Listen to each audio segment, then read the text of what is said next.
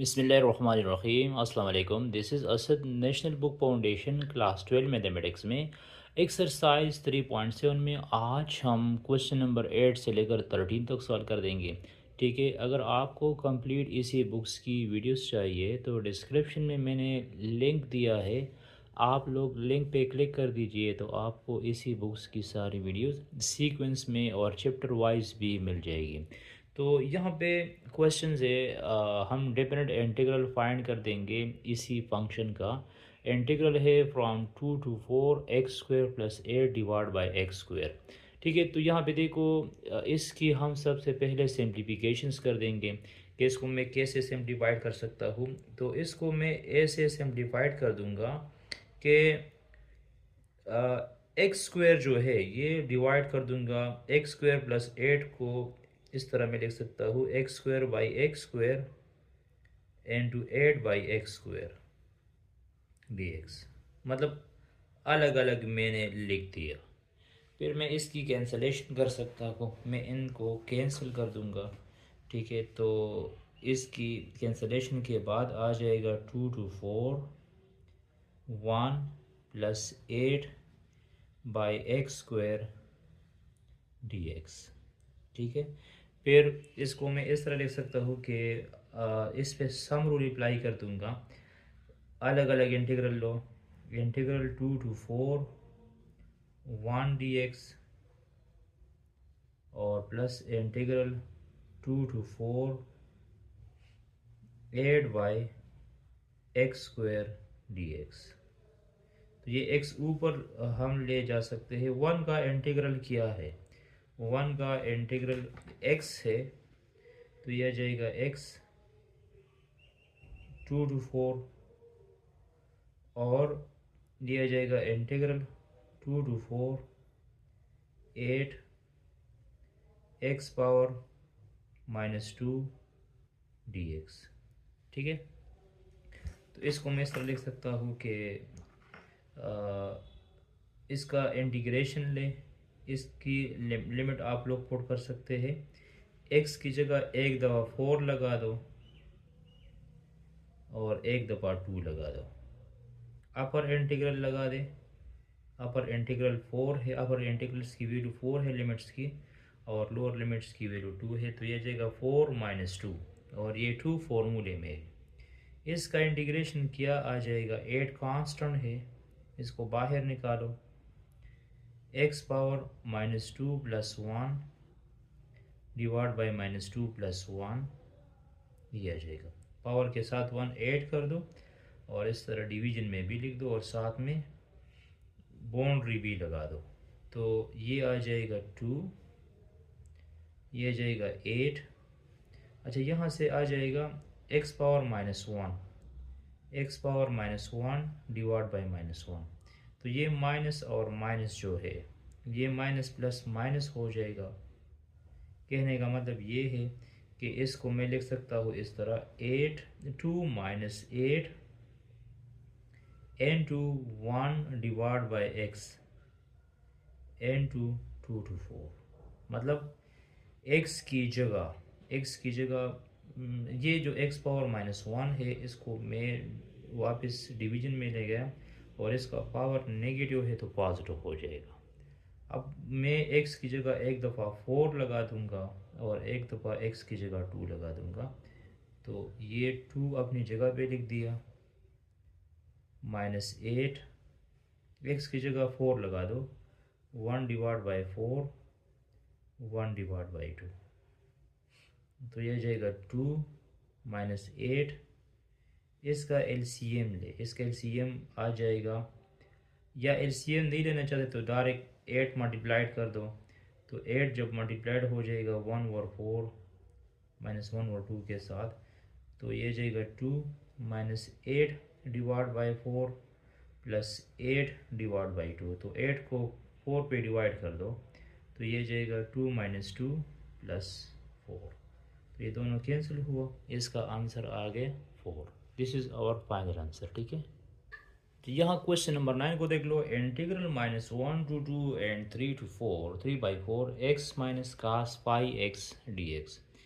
सबसे पहले अलग अलग इंटीग्रेशन ले, मतलब मैं इस तरह लिख सकता हूँ -1 to 2 3 divide by 2 x d x और integral -1 to 2 3 divide by 2 cos phi x d x. अलग अलग इंटीग्रल है, ठीक है। तो x का इंटीग्रल क्या है? x का इंटीग्रल है x square by 2 -1 to 2 3 divide by 2। X का इंटीग्रल 1 और 2 एक्स स्क्वायर बाई 2 हुआ, और cos पाई एक्स का इंटीग्रल क्या होगा? तो cos पाई एक्स का इंटीग्रल होगा sin फाई एक्स। क्या होगा? sin फाई एक्स होगा डिवाइड बाई फाई, क्योंकि अगेन हमने फाई एक्स का डेरिवेटिव लेना है, तो उसका डेरिवेटिव फाई आ जाएगा, तो वो हमने डिवीजन में लिखना है। और यहाँ पे लिख दो -1 और 2 3 डिवाइड बाई 2। मतलब ये याद रखना है कि अगर आ जाए integral sine cos a x आ जाए, तो काज ए एक्स का इंटीग्रल होगा sine a x divide by a. Sine a x divide by a, ये इसी का इंटीग्रेशन आएगा हमारे पास।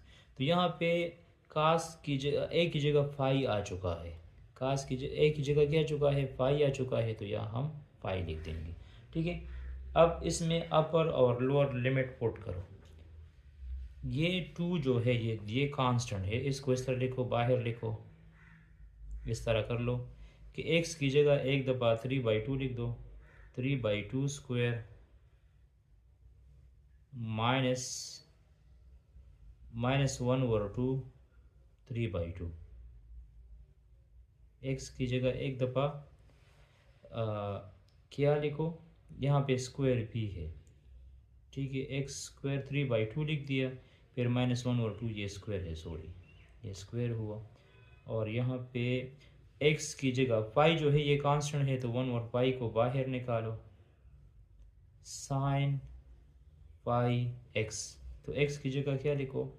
एक्स की जगह लिखो 3/2, एक दफ़ा 3/2 लिखो, फिर माइनस साइन फाई -1 और 2 लिखो, ठीक है।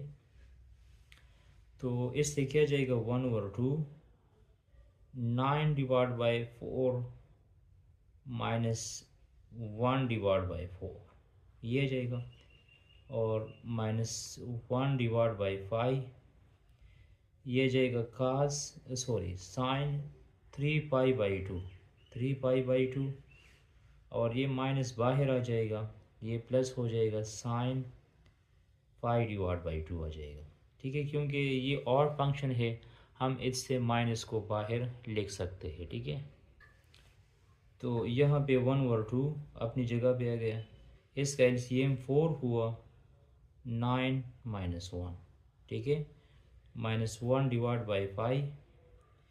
ये साइन 3π/2 जो है, साइन 3π/2 इक्वल है 270 डिग्री का, किसका? 270 डिग्री का। और साइन 5/2 इक्वल है 90 डिग्री का। तो साइन 270 डिग्री से क्या आएगा? साइन 270 डिग्री से -1 आएगा, और साइन 90 से +1 आएगा। और दूसरी बात ये है कि 1 ओवर 2 इससे आ जाएगा 8 डिवाइड बाई 4। तो 8 डिवाइड बाई 4, 8 को 4 पे डिवाइड कर दो, 2 आ जाएगा। तो यहाँ पे इससे 1 आ जाएगा, और यहाँ इससे 0 आ जाएगा, ठीक है। तो इसका आंसर आ जाएगा 1। इसका आंसर क्या आ जाएगा? 1 आ जाएगा हमारे पास, ठीक है। अच्छा, यहाँ क्वेश्चन 10 को देख लो, काफ़ी इंटरेस्टिंग क्वेश्चन है। क्वेश्चन इस तरह है कि हमें इंटीग्रल गिवन है 1 to 4 cos √x divide by 2√x। तो इसको हम मेथड ऑफ सब्स्टिट्यूशन से कर देंगे, क्योंकि मेथड ऑफ सब्स्टिट्यूशंस के बगैर इसी क्वेश्चंस को मैं सॉल्व नहीं कर सकता। तो इसमें यहाँ पे देखो, ये √ वाला टर्म जो है, √x वाला, इसमें मुझे ये √x वाला टर्म को सपोज करना है, ठीक है। और इसी √x का डेरिवेटिव भी इसमें मौजूद है ऑलरेडी, ठीक है। मतलब मैं इसको सबसे पहले इस तरह इस अंदाज में लिख सकता हूँ, मैं लिख सकता हूँ integral 1 to 4 cos under root X n2 multiplied 1 divide by 2 under root X dx। ठीक है, तो इसमें मैं क्या सपोज कर दूंगा, इसमें मैं सपोज कर दूंगा, सपोज कर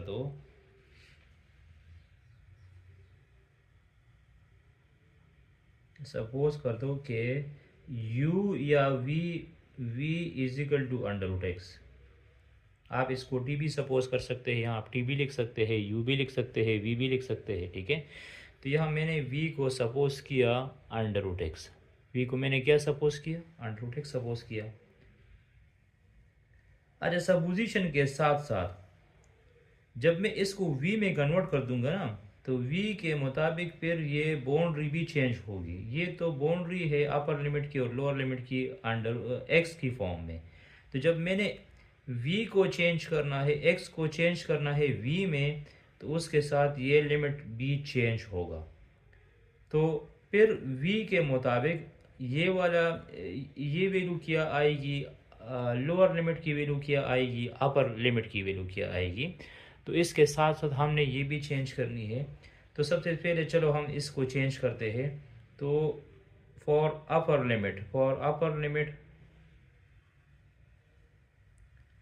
लिमिट के लिए इस तरह करो, put x is equal to 4, X की जगह 4 लगा दो, तो v क्या आ जाएगा, v बन जाएगा अंडर रूट 4, तो ये जाएगा 2।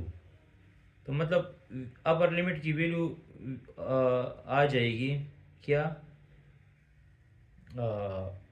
2 आ जाएगी। आप इसको a कह सकते हैं, ठीक है। मतलब ये अगर मैं जनरली लिख दूँ तो हम लिखते हैं ना इंटीग्रल a टू b, तो ये कंसिडर करो कि ये b की वैल्यू है, ये अपर लिमिट की वैल्यू है।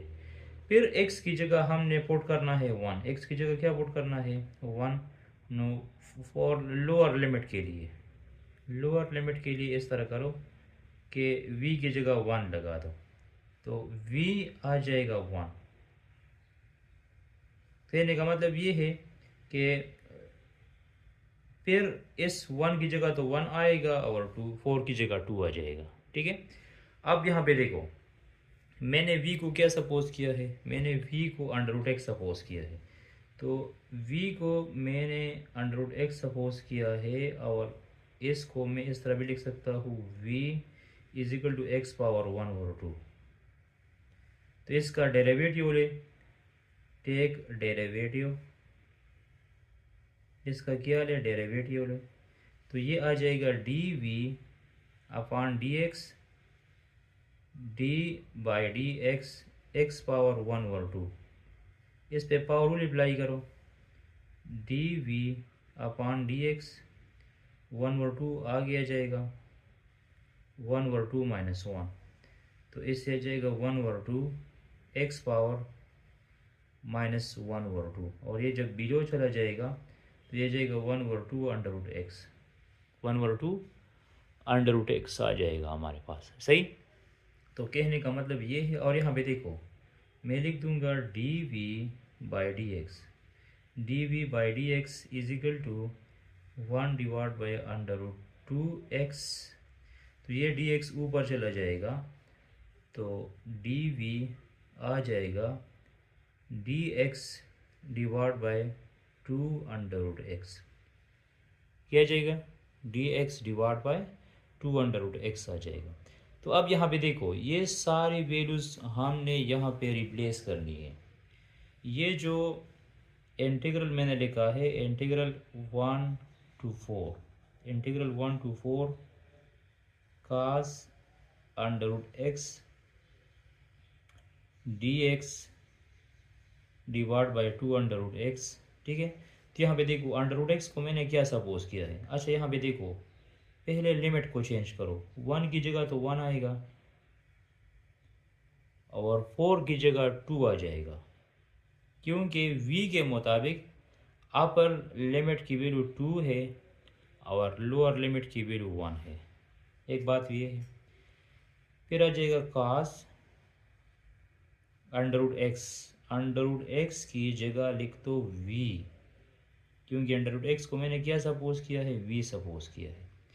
और d x divide by two under root x, d x divide by two under root x को देख लो, उसकी वैल्यू क्या है, उसकी वैल्यू डी वी है। तो कहने का मतलब ये है कि ये जो d x divide by two under root x है, इसकी जगह लिखो डी वी। क्या लिखो, डी वी लिखो। क्लियर।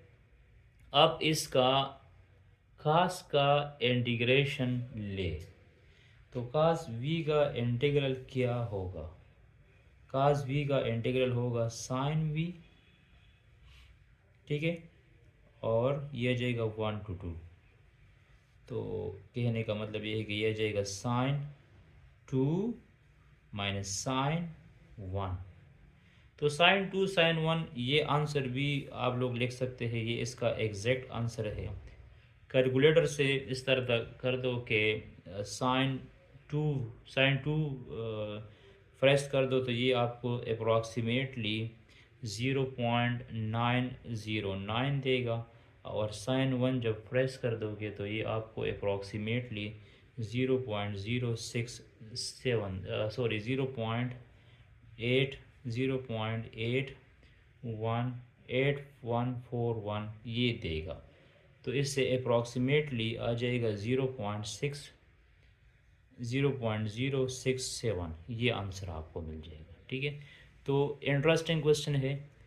तो जब सब्स्टिट्यूशंस करनी है तो फिर आप लोगों ने अपर लिमिट की बाउंड्री और लोअर लिमिट की बाउंड्री भी इसके साथ चेंज करनी होगी। ठीक है, अच्छा यहाँ पे क्वेश्चन नंबर 11 को देख लो। क्वेश्चन नंबर 11 इस तरह है कि हमें गिवन है integral 5/3 to 5/6 sine x cos x d x. तो प्रीवियस लेक्चर्स में मैंने आपको एक रूल्स बताया था, और रूल्स इस तरह था कि एक तो आप इसको सब्स्टिट्यूशन से कर सकते हैं कि साइन एक्स को यू सपोज करो या वी सपोज करो, तो साइन एक्स का डेरिवेटिव कॉस एक्स वो यहाँ पे मौजूद है। सब्स्टिट्यूशन से भी कर सकते हैं, सब्स्टिट्यूशन से भी कर सकते हैं, डबल एंगल फार्मूले से भी कर सकते हैं कि आप मतलब जो साइन 2x है वो इक्वल है 2 साइन एक्स काज एक्स का। तो अगर इसके साथ हम 2 मल्टीप्लाइड और डिवाइड कर देंगे तो डबल एंगल फार्मूले से भी कर सकते हैं। और तीसरी बात ये है कि प्रीवियस लेक्चर में मैंने आपको एक रूल सिखाया था। रूल इस तरह था कि अगर दो फंक्शन प्रोडक्ट में हो, दो फंक्शन प्रोडक्ट में हो और एक फंक्शन के ऊपर पावर हो दूसरे के ऊपर पावर ना हो, तो पावर के अलावा अगर इसी फंक्शन का डेरिवेटिव यहाँ पे एग्जिस्ट करेगा, पावर के अलावा अगर इसी फंक्शन का डेरिवेटिव ऐसे एग्जिस्ट करेगा, तो हम फिर क्या कर देंगे, हम इसी पावर के साथ 1 को ऐड कर देंगे, डिवाइड कर देंगे, तो यही इसका इंटीग्रेशन आएगा। तो आप लोगों की मर्ज़ी है, इंटीग्रेशन बाय सब्स्टिट्यूशन से भी कर सकते हैं, लेकिन सब्स्टिट्यूशन से ना करें। क्यों? क्योंकि फिर इसमें मतलब ये लिमिट भी चेंज करनी पड़ेगी, तो काफ़ी लेंथी हो जाएगा। अलबत्ता डबल एंगल फार्मूले से भी कर सकते हैं और इस पावर रूल के मुताबिक से भी कर सकते हैं। तो चलो मैं डबल एंगल फार्मूले से करवा दूंगा। तो आप लोगों ने ये लिखना है कि as we know that, as we know that sine 2x, sine 2x is equal to 2 sine x cos x। ये डबल एंगल फॉर्म है, डबल एंगल फॉर्मूला है। ठीक है, तो कहने का मतलब ये है कि इसके साथ तो 2 गिवन नहीं है ना, तो मैं इस तरह कर दूंगा कि ये जो इंटीग्रल गिवन है, इंटीग्रल 5/6 5/3 साइन एक्स काज एक्स dx, मैं इसके साथ 2 मल्टीप्लाइड भी कर दूंगा, डिवाइड भी कर दूंगा, मल्टीप्लाइंग एंड डिवाइडिंग बाय 2। ठीक है, तो डिवीजन वाला 2 बाहर आ जाएगा और मल्टीप्लिकेशन वाला अंदर होगा। ठीक है, तो ये आ जाएगा 1/2, इसकी जगह इंटीग्रल 5/6 इंटू 5/3, इस 2 sin x cos x की जगह, इस 2 sin x cos x की जगह में sin 2x लिखूँगा, sin 2x dx। तो sin 2x का इंटीग्रेशन क्या है? sin 2x का इंटीग्रेशन है minus cos 2x divide by 2 into 5/6 5/3।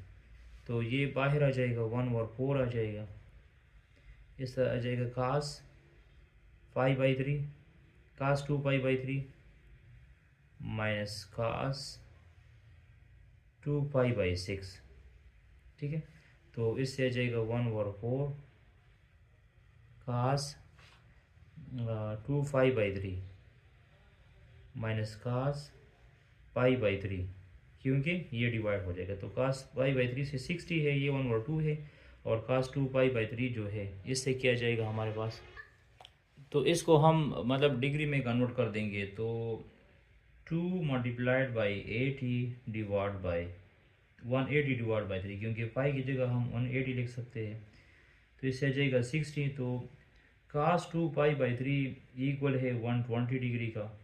तो कहने का मतलब ये है कि यहाँ आ जाएगा 120 डिग्री और यहाँ पे आ जाएगा 60 डिग्री। तो cos 120 से क्या जाएगा, cos 120 डिग्री से आ जाएगा हमारे पास, आप लोग कैलकुलेटर पे ये ट्राई कर दे तो इससे -1/2 आ जाएगा, ये आपको -1/2 देगा, और cos 60 डिग्री आपको +1/2 देगा।